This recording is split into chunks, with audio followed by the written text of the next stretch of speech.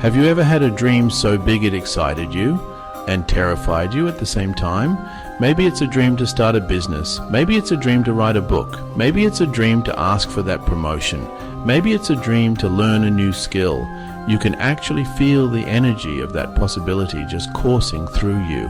But then another voice whispers. It's a quiet voice, but honestly it's powerful. What if you fail? What if you're not good enough? What will people think? This voice is the voice of fear. It's the fear of failure, one of the heaviest, most invisible chains holding us back. It keeps us standing still when we are meant to move forward. This fear is universal, not a sign of weakness, a sign you care.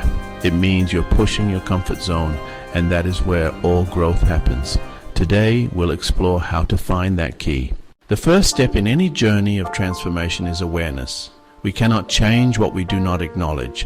So often our fear of failure feels like a giant shapeless fog.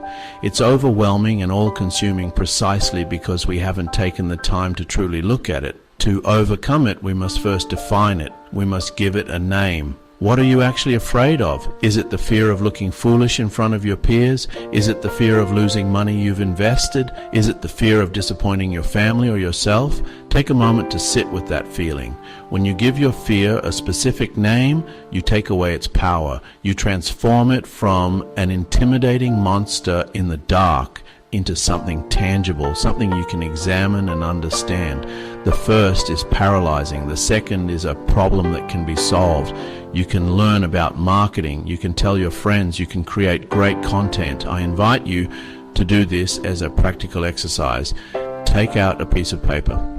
At the top of the page, write down the goal or action you have been avoiding. Now, underneath it, write, if I try this and I fail, what is the worst thing that would happen? Be completely honest. Once we understand our fear, the next powerful step is to change our relationship with the very idea of failure. In our society, failure is often seen as an endpoint, a final verdict, a label that says you are not good enough. What if we saw failure not as an outcome but as a process? What if we saw it not as a verdict on our worth but as feedback on our strategy? Think about the greatest inventors, scientists, artists in history. Do you think they succeeded on their first try? Thomas Edison famously said, "I have not failed, I've just found 10,000 ways that won't work." He didn't see each unsuccessful attempt as a failure, he saw it as a data point, he saw it as a lesson.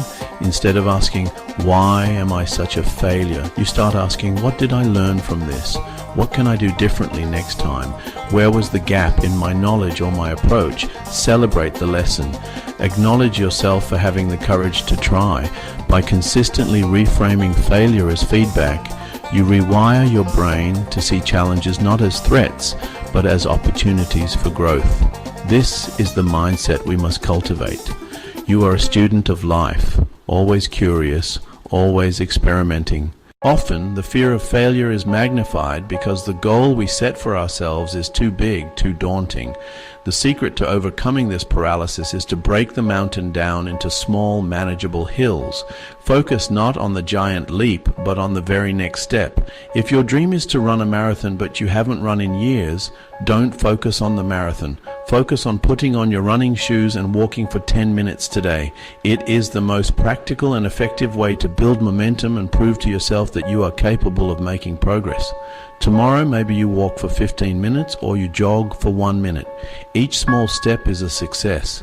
As you accumulate these tiny wins, you start to build a new identity. You are no longer someone who is afraid to run. You are someone who goes for a walk every day. Make the first step so easy that you can't say no. The stakes for each individual action are incredibly low. Every great journey begins with a single step.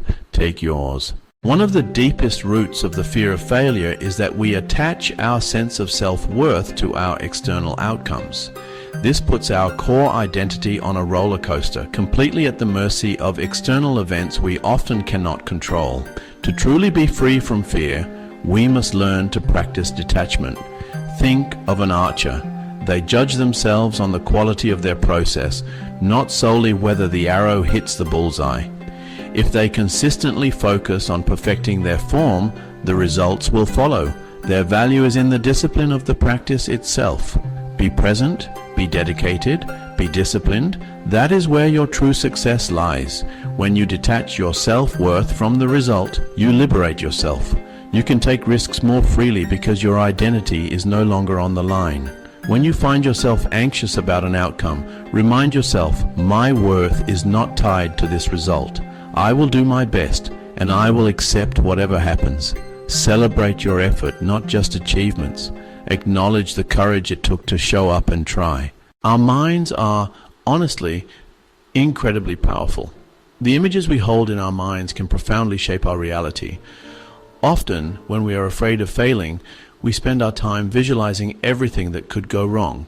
This negative rehearsal only strengthens our fear. But what if we used this tool for our benefit? What if we spent as much time visualizing success? Create a clear and compelling mental blueprint. Top athletes and performers rehearse success. They mentally rehearse the race, the notes, the pitch.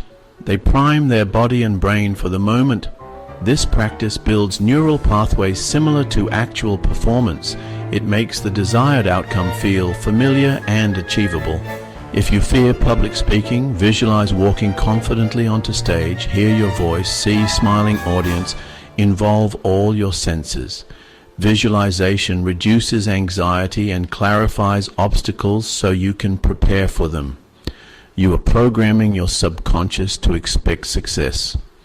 You create an internal GPS that guides your actions toward the destination you so clearly envisioned. Fear thrives in isolation. When we keep our dreams and our fears locked away, they grow larger and more intimidating. One of the most powerful antidotes to fear is connection. Building a support system of people who believe in you is not a sign of weakness, it is wisdom. It can be a close friend, a family member, a mentor, a group of peers, a mastermind, or a community who share your goals. Share your vision and your fears without judgment. When you share goals with others, you create positive accountability, ask people to check in gently, arrange a coffee to talk through a challenge, put reminders and trackers in place. Be that person for others too. Support is a two-way street. Their belief in you can serve as a bridge when your own belief wavers. Identify people who are positive, uplifting, wise. Reach out and let them know what you are working toward. We are all in this together. Let your community be the wind at your back pushing you forward. We have arrived at the final and most crucial step, taking action. One of the greatest allies of fear is perfectionism. I'll start when it's perfect, but the perfect time never comes. Give yourself permission to be a beginner. Give yourself permission to be imperfect. The first draft is messy. The first prototype is clunky. The first attempt is awkward, and when that is necessary. You have to put something into the world in all its imperfection so you can get feedback, learn, and iterate. Progress, not perfection, must become your mantra. Done is better than perfect. Action is better than inaction. Could you write a messy first draft? Sketch a rough business plan on a napkin, record a clumsy 1-minute video? Do it. Take that imperfect action. On the other side of action, you will not find failure. You will find data, lesson, momentum, and proof that you are stronger than your fear. We have journeyed together from understanding our fear to reframing failure, from starting small to taking imperfect action. Knowledge without action is merely entertainment. The transformation happens when you apply what you've learned. Make a simple, powerful commitment to yourself right now. One small action in the next 24 hours. Pause now. Close your eyes if that feels right. Take a deep breath. Ask, what is one fear that has been holding me back? Maybe it's sending that one email, making that one phone call, writing one paragraph, or doing a 10-minute workout. Make it specific and achievable. Write it down. Tell a friend. Put it in your calendar. Make a promise to yourself that you will take this single step. This is your moment of commitment. This is where your new journey truly begins. Do it in the next 24 hours. Today is the day you take one small, imperfect step. In the end, a life well lived is not a life without fear. A life well lived is a life where we learn to dance with our fear. It's a life where we felt the fear and chose courage anyway. The fear will likely always be a companion on any journey worth taking. The goal isn't to silence that voice, but to turn down its volume and amplify the voice of your purpose, your passion, your courage. Imagine yourself years from now. You can see this day as a turning point, the day you stopped letting fear write your story. That single act of courage creates a ripple effect. You fell, you got back up, you got wiser and stronger. Your potential is not fragile, it's forged in the fires of your efforts. See failure as your greatest teacher and action as the key. The world is waiting for the unique gifts only you have to offer. Take your step. Begin today. Fear of failure stops so many people, but it doesn't have to stop you. Subscribe to Genius Achievers for more mindset tips. Share. What fear has been holding you back? What step will you take today?